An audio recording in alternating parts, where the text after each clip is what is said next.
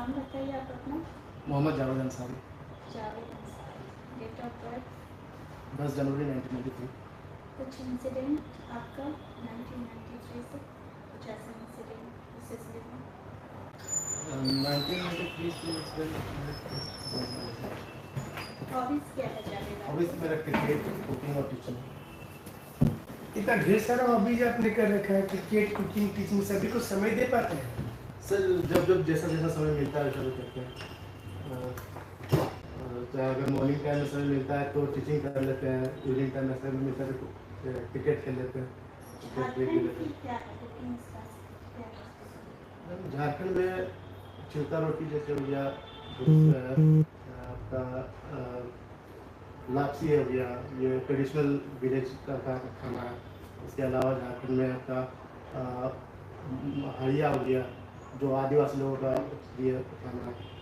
और जैसे बंगाल से सटे हुए सीमाओं में चॉप, आलू चॉप जैसे बोलते हैं, ये सारा चीज़ स्नैक्स में आ जाता है। तो इसके अलावा झारखंडी भोजन मानते हैं हाँ दूसरा वो चावल के आटे से बनाया जाता है उसका रोटी है। प्रशासनिक सेवा में जाने के बाद भी इसके अलावा मालपुआ भी है। प्रशासनिक सेवा में जाने के बाद अपने टीचिंग को आप कैसे यूटिलाइज करेंगे? सर टीचिंग एक ऐसा कैपेबिलिटी प्रोवाइड करता है इंसान के अंदर कि जो स्टूडेंट को कल्टीवेट करता है, एक अच्छा इंसान बनाता है, एक मार्गदर्शन प्रोवाइड करता है, कॉन्फिडेंस प्रोवाइड करता है। सर टीचिंग लोगों को सही तरीके से रास्ता दिखाने के लिए एक मतलब लीडरशिप मतलब स्किल को तैयार करने के लिए, एक लोगों के अंदर कॉन्फिडेंस बूस्ट करने के लिए काफ़ी इम्पोर्टेंट होता है। प्रशासनिक सेवा में सर एक प्रशासनिक अधिकारी को किस तरह से अपने टीममेट के साथ, अपने जूनियर के साथ कोऑर्डिनेशन बैठाना है, अपने सीनियर के साथ कैसे बिहेव करना है, अपने सीनियर्स के निर्देशों को कैसे इम्प्लीमेंट करना है, ये सारा चीज़ एक कुछ ना कुछ टीचिंग के माध्यम से हम उस ट्रेड्स को अपना सकते हैं। इसके अलावा सर प्रशासनिक अधिकारी होने के नाते हम कितना पेशेंट है, कितना टॉलरेंट है, लोगों के साथ कैसे डील कर पा रहे कि नहीं। सबसे खास इंपॉर्टेंट चीज़ है एज ए पब्लिक सर्वेंट कि हमें लोगों के साथ डील करना है। एज ए टीचर हम स्टूडेंट के साथ डील करते हैं, वही चीज़ हम डुप्लीकेट कर सकते हैं। Javed, you have done BTech in chemical engineering from BIT Sindri Dhanbad. Yes, sir. Okay? So now you just want to join in administrative services. You don't think your choice is something different, your work is different? So it is true that I have done my graduation in chemical engineering, but despite having done my engineering chemical background, my interest lies in public service. Before coming under this area, I was working in Tata Consultancy Services as a software engineer. But there I again realized that my interest lies in public services and this kind of job, because this kind of job provide a diversity of work. There are different roles at different stages. There are decision making ability. There decision making means I can. Those kind of work you can get there in Tata Consultancy Service, I think. Yes, sir, but I will be limited with my domain, with my ranges. There will be no diversity of work. I will there only for software developer. My role was a software developer, so I will have to focus my attention in software development only. So Okay, Javed, so one controversy is going on in the country regarding the loudspeaker over the namaz. Okay, Yes. namaz over the loudspeaker. So, what is your opinion regarding these things? Loudspeakers should be compulsory in the Islam or not? So loudspeaker is nowhere mentioned explicitly in Quran.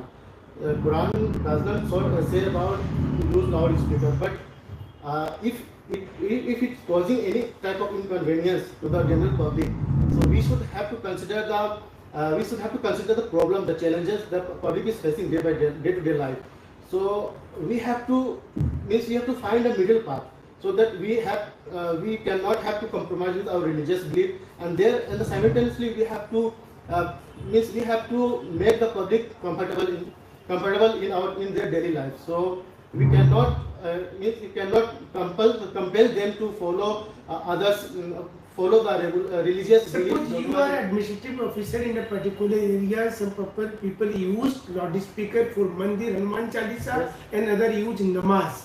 Then how can you control the situation?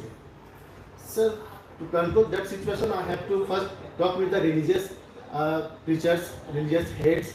I have to take them into confidence. I have to make them understand that this is not permissible. This is not means allowable under the rule of law, and this is causing problem for the general public.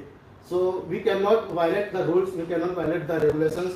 Yes, fundamental rights are there. We have to balance the fundamental right with the religious beliefs, because fundamental rights also provide freedom of religion, and under some conditions. That conditions are public order, morality, and decency. So we have to balance both these aspects, and we have to, sir, being a administrative officer, we have to uphold the law and order at any cost.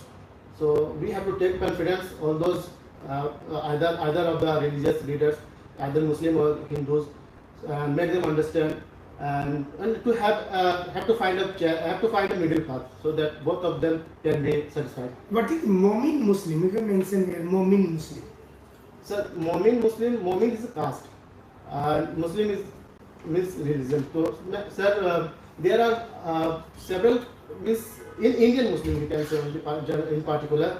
In Indian Muslim, we can see different types of caste division, and this is actually there is no caste division in Islam, but living in the Indian society, Islam has evolved. Islam has continuously evolving in different type of caste and creeds.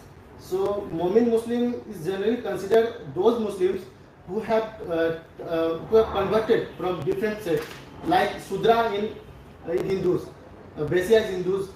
Like that, Momin is considered as the lowest most strata of Muslim in India. अभी एक word आप use किए थे, fundamental right. चलो speaker लगाना हमारे धर्म में या फिर आपके धर्म में या किसी भी धर्म में फंडामेंटल राइट में आता है? सर, स्पीकर लगाना डायरेक्टली फंडामेंटल राइट्स के अंदर आता है कि नहीं, ये एक डिबेटेबल इशू है। But right to freedom of religion जो आर्टिकल 25 to 28 है कि हम अपने रिलीजन को फ्रीली प्रोफेस कर सकते हैं, प्रोपेगेट कर सकते हैं, प्रैक्टिस कर सकते हैं। अंडर दैट सर्कमस्टांसेस हम लाउड स्पीकर भी लगा सकते हैं तब तक जब तक कि इससे किसी का नुकसान ना हो, इससे किसी को प्रॉब्लम ना हो, किसी को चैलेंजेस ना हो, इससे रूल ऑफ लॉ या रूल्स एंड रेगुलेशंस पे किसी तरह का कोई आँच ना आए। अगर इस तरह का कोई चीज़ है, क्योंकि आफ्टर ऑल सर जो भी सोसाइटी में हम लोग करते हैं वो पीस एंड शांति के लिए ही हम लोग करते हैं, लोगों के भलाई के लिए करते हैं, ओवरऑल डेवलपमेंट के लिए करते हैं। तो अगर इससे किसी को आपत्ति है, एक बड़े तबका, एक बड़ा सेक्शन का अगर इससे आपत्ति है, तो हमें इसका समाधान निकालना पड़ेगा। क्योंकि India is a diverse condition, यहाँ पे डिफरेंट रिलीजियस लोग एक साथ कई सालों से रहते हैं, हजारों सालों से रहते हैं, और अपने अपने इस तरह से घुल मिल गए हैं कि सबको लगता है कि we are just one, we have just one अभी आइडेंटिटी। एक और विवाद मथुरा में ज्ञानवापी मस्जिद को लेकर के हो रहा है, तो आप संविधान के अनुसार से सुप्रीम कोर्ट ने कहा कि सर्वे कीजिए, लेकिन लोग विरोध कर रहे हैं। आप वहाँ पर प्रशासनिक ऑफिसर हैं, आप क्या कीजिएगा वहाँ? सर, मैं जो कोर्ट का डायरेक्शन होगा उसको स्ट्रिक्टली इम्प्लीमेंट करूँगा। अगर कोर्ट का डायरेक्शन है कि सर्वे कीजिए, तो आई विल एज अ प्रशासनिक officer I am bound to implement those directions at any cost. अगर मैं प्रशासनिक ऑफिसर ना होता, तो as a common man I would make our religious leader to convince करता कि आप इसे होने दीजिए, क्योंकि ये देश संविधान से चलता है, ये constitution, we are bound to follow our constitution. जो भी होगा न्यायालय में होगा, जस्टिस, इनजस्टिस और जैसे भारत में अगर देखा जाए तो डिफरेंट रिलीजन है, ओके, और उसमें शिक्षा की अगर बात की जाए तो मुसलमान काफी पिछड़ा हुआ तबका माना जाता है। क्या इसके लिए भारत सरकार को जिम्मेवार मानते हैं कि आज़ादी के बाद मुसलमानों के ऊपर ध्यान नहीं दिया गया? सर, भारत सरकार समय समय पर कई योजनाएं लागू की हैं, और कई योजनाएं पॉपुलिस्ट भी है, कई योजनाएं जेन्युइन भी है। लेकिन सर, जो सबसे बड़ी समस्या है मुस्लिम तबका का पीछे रह जाना, वो है मुस्लिम समाज का ट्रेडिशनल सोच एंड बिलीफ। सर कोई भी स्कीम्स, कोई भी रूल, कोई भी लॉ डायरेक्टली हम किसी का बिलीफ या ट्रेडिशनल वैल्यूज़ को नहीं बदल सकते जब तक कि वो सोसाइटी अंदर से नहीं बदलना चाहे। अगर हम ट्रेडिशनल वैल्यूज़, ट्रेडिशनल बिलीफ्स को लेके चलें, जैसे सर मुस्लिम में एक मान्यता है कि लड़कियों को कम उम्र में शादी करना ज़्यादा अच्छा है। अगर हम किसी लड़की को कम उम्र में शादी कर देते हैं तो उसका ग्रोथ हो जाता है, उसका सोशियो इकोनॉमिक ग्रोथ, उसका थिंकिंग कैपेबिलिटी, वो एक क्रिटिकल ह्यूमन रिसोर्स हो सकती थी, आगे चल के वो नहीं हो पाता, उसको मौका नहीं मिल पाता। सर यही चीज़ आज़ादी के बाद भी जो पिछड़ा था, आज भी वही समाज चलता आ जा रहा है। सर बहुत सारे प्रयास भारत सरकार की तरफ से हुआ है, रोशनी प्रोजेक्ट चलाया जा रहा है और माइनॉरिटीज़ के लिए स्कॉलरशिप की व्यवस्था भी की गई है। और सर अभी हाल ही आज मतलब 5-10 सालों में ये देखने को मिला है कि मुस्लिम समाज के लोग भी आगे आ रहे हैं और प्रशासनिक सेवा हो या किसी और फील्ड में भी आगे आके मतलब। धनबाद में किस काल का कोयला बता सकते हैं? एक्चुअली मुझे सर पता नहीं, बट अंदाजा मैं लगाना चाहता हूँ मायूसी काल का। मायूसी काल का, करेक्ट कार्बोनिफेरस का, नॉट मायूसी। करेंट में मुख्यमंत्री जी कल एक अपना भाषण दिए जिसमें बताया कि भारतीय जनता पार्टी हमारे ऊपर आरोप लगा रही है और हमको फंसाने की कोशिश कर रही है, उस पर क्या विचार है आपका? सर ये पॉलिटिकल लैंग्वेज है, पॉलिटिकल डिबेट है, बट जो क्या है क्या नहीं है सर, इसके लिए एजेंसीज है, इसके लिए कोर्ट्स है, इसके लिए सर सीबीआई है, इसके लिए सर इंस्टीट्यूशन है कंट्री। ईडी के छापेमारी को आप किस नज़र से देखते हैं? सर प्राइमा फेसी अगर देखा जाए तो न्यूज़पेपर से या सोशल मीडिया के माध्यम से अगर हम देखें तो सर ये वेनेटा पॉलिटिक्स लगता है देखने में, बट इसके पीछे की क्या सच्चाई क्या नहीं सच्चाई सर, वो एक सर मैटर ऑफ इन्वेस्टिगेशन है। आप एक ऑफिसर हैं सरकार में और आपको ये लगता है कि नहीं मतलब सही कार्रवाई नहीं हुई, आपको क्या लगता है सर? आईएएस ऑफिसर के घर पर छापा मारना चाहिए, ईडी क्या ऐसे जा सकती है? ऐसा संविधान में है क्या? No sir, they are bound to follow their political masters directions. Enforcement director जो है वो डायरेक्ट किसी स्टेट में छापामारी कर सकती है नहीं? Sir yes sir, they can. CBI कर सकती है? सीबीआई सर, सीबीआई के साथ कंडीशन ये है कि सर अगर कोई केस स्टेट में पहले से चल रहा है तो उस केस के संदर्भ में वो डायरेक्ट छापामारी कर सकता है। अगर कोई न्यू केसेस है किसी पॉलिटिकल फिगर के ऊपर या किसी बड़े प्रशासनिक अधिकारी के ऊपर, तो सर इस कंडीशन में उसे स्टेट को परमिशन लेना पड़ेगा। अच्छा, बीएसएफ को भी एक राज्य ने बोला है कि अपने यहाँ नहीं घुसने देंगे, कौन सा राज्य है वो? सर पंजाब के बॉर्डर एरिया में। इधर पंजाब और बंगाल? सर हाल मुझे तो पंजाब ही याद है, बंगाल का याद नहीं। अच्छा, अभी बंगाल में भी मुख्यमंत्री ने कहा कि बीएसएफ को आने नहीं देंगे। ये कोऑपरेटिव फेडरलिज्म क्या होता है, आपने सुना है? Yes sir. क्या है सर? कोऑपरेटिव फेडरलिज्म वो है जहाँ पे सेंटर और स्टेट गवर्नमेंट कोऑपरेशन के थ्रू सोशल इकोनॉमिक डेवलपमेंट में कंट्री को आगे बढ़ाने के लिए कदम उठाते हैं। जो भी सर लिस्ट 7 शेड्यूल का जितने भी लिस्ट में जो सब्जेक्ट हैं, अदर स्टेट और सेंटर या कंकरेंट सब्जेक्ट का जो लिस्ट है सर, कॉन्स्टिट्यूशन के हिसाब से देखा जाए तो बहुत सारी चीज़ स्टेट और कंट्री दोनों को मिलकर करना पड़ेगा। जैसे सर एजुकेशन एक सब्जेक्ट है जिसमें स्टेट और कंट्री दोनों का बीच समन्वय जरूरी है, कोऑपरेशन जरूरी है। एक जीएसटी सर, ये फेडरलिज्म का एक जीता जाता नमूना है सर, इसे हम फाइनेंशियल फेडरलिज्म भी कह सकते हैं। तो सर इस तरह का जो सब्जेक्ट है, सब्जेक्ट मैटर है जिस पर सेंटर या स्टेट मिल के काम करता है, तो सर इसको जावेद, आपने केमिकल इंजीनियरिंग किया, टीचिंग भी आपकी एक हॉबी है, तो आप अगर टीचिंग को ही आगे लेके जाते, साइंस में अच्छे टीचर की जरूरत है देश को, तो आपको नहीं लगता है कि आपका मतलब अच्छा रहता करियर? सर टीचिंग कुछ तो सर इंजीनियरिंग करने के पीछे मेरा निजी पर्सनल इंटरेस्ट भी था, कुछ फैमिली प्रेशर भी था। और सर मतलब आप फैमिली प्रेशर से काम करते हैं? सर उस टाइम सर फैमिली की expectation, family pressure means family की एक्सपेक्टेशन की, पेरेंट्स की एक्सपेक्टेशन की घर में कोई इंजीनियर। मान लीजिए कि मेरे पेरेंट्स की एक्सपेक्टेशन है कि देश के प्रधानमंत्री बने, तुमको चुनाव लड़ना चाहिए। सर फिजिबल भी होना चाहिए, प्रैक्टिकल भी होना चाहिए, है ना? जो अगर प्रैक्टिकल है, अगर फिजिबल हो सकता है कि मैं किसी पॉलिटिकल पार्टी का मेंबर हूँ तो मैं जरूर मेहनत करूंगा उस पॉलिटिकल पार्टी में और आगे बढ़ने के लिए। और एक वक्त ऐसा जरूर आना चाहिए, अगर मेरे अंदर पोटेंशियल है, मेरे अंदर कॉन्फिडेंस है, तो मैं पार्टी के अंदर मेहनत करूंगा और मैं प्राइम मिनिस्टर पोस्ट के लिए भी अपने आप को एलिजिबल मानूंगा। जावेद, आप खतियान को लेकर जो झारखंड में खतियान को लेकर जो विवाद उठे हैं, आप उससे कितना सहमत हैं, आप बताएंगे?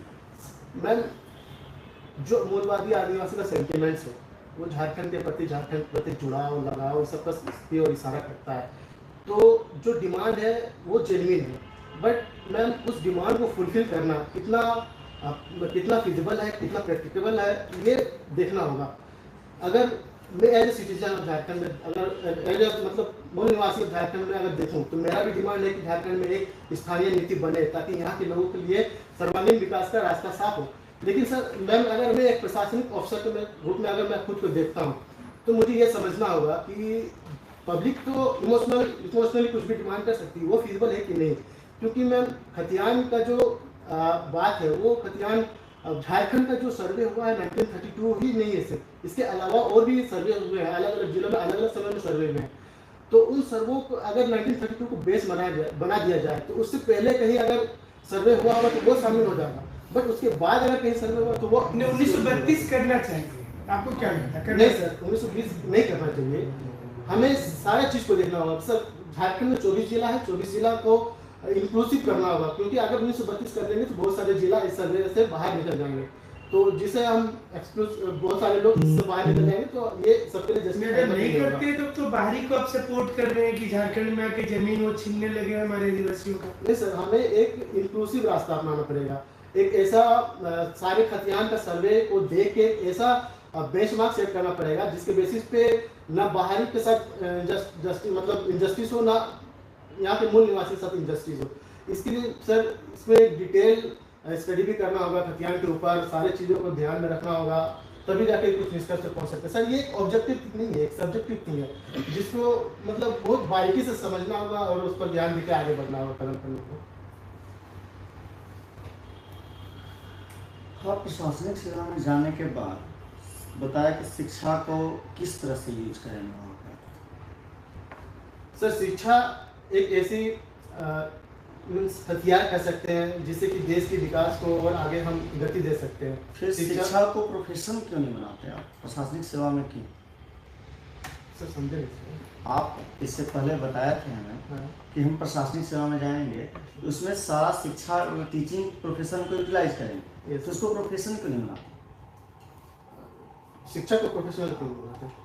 सर शिक्षा को प्रोफेशनल इसलिए नहीं बना सकते क्योंकि sir India is not like America. America में सर गरीबी बहुत कम है, इंडिया में गरीबी बहुत ज़्यादा है। मतलब गरीबी क्यों ज़्यादा है इंडिया में, क्या कारण है इसका? सर इसके कई कारण है। एक तो इंडिया में पॉपुलेशन ज़्यादा है, दूसरा सर इंडिया का जो रिसोर्स का डिवीज़न है सर वो सर इक्वली डिस्ट्रीब्यूशन नहीं है। कुछ लोग मुट्ठी भर लोग बहुत ज़्यादा अमीर है और एक बड़ा तबका ओवर 95 to 90% का बहुत एकदम बिलो पॉवर्टी लाइन में है सर। इसके अलावा we have large population agriculture पर डिपेंडेंट है और एग्रीकल्चर उतना अफोर्डेबल रिम्यूनरेटिव नहीं है अभी। इसके अलावा सर हमारा जो मैन्युफैक्चरिंग सेक्टर है, जो जिसे हम सेकेंडरी सेक्टर कहते हैं, वो हाईली डेवलप नहीं है। हमारे एमएसएमईज उतना स्ट्रॉन्ग नहीं है कि ज़्यादा से ज़्यादा लेबर को हायर कर सके। We are still using outdated machineries, और टेक्नोलॉजी उतना एडवांस भी नहीं है। तो सर ये जैसे गवर्नमेंट को बहुत सारे schemes, make in India schemes, आत्मनिर्भर भारत स्कीम्स, सर ये हमारे देश की इकोनॉमी को रफ्तार देने के लिए बहुत सराहनीय कदम है इसे, और हमें इसका रिजल्ट भी देखने को मिल रहा है और आगे भी इसका रिजल्ट हमें और देखने को मिलेगा। तो सर इसीलिए सर शिक्षा को हम लोग एज ए प्रोफेशनल नहीं बना सकते हैं सर, क्योंकि एक तो शिक्षा अभी बहुत महंगी हो गई है और शिक्षा में इंक्लूसिविटी करने के लिए सर जब हम राइट टू एजुकेशन को देखते हैं तो सर इस ड्रॉप आउट रेट को कम करने का पर्पज से इसे बनाया गया था। लेकिन सर राइट टू एजुकेशन भी अभी ग्रास रूट लेवल पर सही से इम्प्लीमेंट नहीं हो पा रहा है, जिसकी वजह से सर बहुत सारे लोग अभी भी ड्रॉप आउट लेवल के बाहर है। लगभग सर आर्थिक सर्वेक्षण के हिसाब से अभी 8 से 10% बच्चे ऐसे हैं जो अभी भी स्कूल नहीं पहुंच पाते हैं, और कोरोना काल के पीरियड से खासकर सर और ज़्यादा ड्रॉप आउट लेवल बढ़ा है। तो जेपीएससी को लेकर समय समय पर विवाद होता है। 7वीं जेपीएससी ठीक ठाक चल रहा है आपके हिसाब से, इसमें कुछ दिक्कतें आपको नजर आ रही हैं? सर जहाँ पर मैं हूँ, मैं अपने स्टेज से जितना मुझे जानकारी है सर, मुझे जो जानकारी है, मुझे जो पता है सर, मुझे फेयर एंड सब कुछ लग रहा है। मतलब सर अंदर क्या हो रहा है क्या नहीं हो रहा है मुझे उसके बारे में कुछ भी पता नहीं है, बट न्यूज़पेपर सोशल मीडिया के थ्रू जितना मैं देख पा रहा हूँ, जितना मैं प्रोसेस हो रहे हैं, तो मैं उसमें विश्वास कर रहा हूँ, उसमें फेथ करके आगे चलता जा क्या रहा हूँ। सुधार आप चाहते हैं जेपीएससी में? सर जेपीएससी में सबसे पहले तो सर एक डिटर्मिनेशन चाहिए, कोई भी काम कोई भी सुधार के लिए एक डिटर्मिनेशन चाहिए, एक पॉजिटिव वर्क कल्चर सारे चाहिए। तो बच्चे हमेशा आंदोलन करते हैं, तो डिटर्मिनेशन कैसे होगा? सर डिटर्मिनेशन जेपीएससी के एडमिनिस्ट्रेशन में चाहिए, जेपीएससी के एडमिनिस्ट्रेशन को मजबूत करना पड़ेगा, रोबस्ट करना पड़ेगा, मैन पावर प्रोवाइड करना पड़ेगा सर। और एक सर वार्षिक कैलेंडर की निकाल कर, जैसे यूपीएससी करती है हर साल वार्षिक कैलेंडर के हिसाब से, उनसे उसी टाइम पे एग्जाम कराने के लिए वो काफ़ी डिटरमाइंड होती है, और समय समय पे एग्जाम कराना यूपीएससी में सर ऐसा कभी विवाद इसलिए नहीं होता क्योंकि दे आर डिटरमाइंड, उसका जो एडमिनिस्ट्रेशन है वो काफ़ी डिटरमाइंड है, काफ़ी रोबस्ट है, और उसका सर रोल काफ़ी डिफाइंड है, और मैन पावर की कमी नहीं है, फंड का कमी नहीं है सर। उसी तरह से जेपीएससी के अंदर भी हमें पॉलिटिकल इंटरवेंशंस को रोकना पड़ेगा सर। फ्रीक्वेंट पॉलिटिकल इंटरवेंशंस का पॉलिटी को ख़राब करता है, और उसके बाद ऑफिसर्स के अंदर एक साइकोफ्रेंसी क्रिएट करता है, जिसकी वजह से ऑफिसर्स थोड़े से मतलब आलसी हो जाते हैं, वो काम नहीं करना चाहते हैं। तो सर अगर हम चाहते हैं कि जेपीएससी को एफिशिएंट करना है, तो हमें एफिशिएंट ऑफिसर को आप कितने बड़े प्रतिशत आश्वस्त है कि आपका सिलेक्शन होगा? सर मैं 100% आश्वस्त हूँ।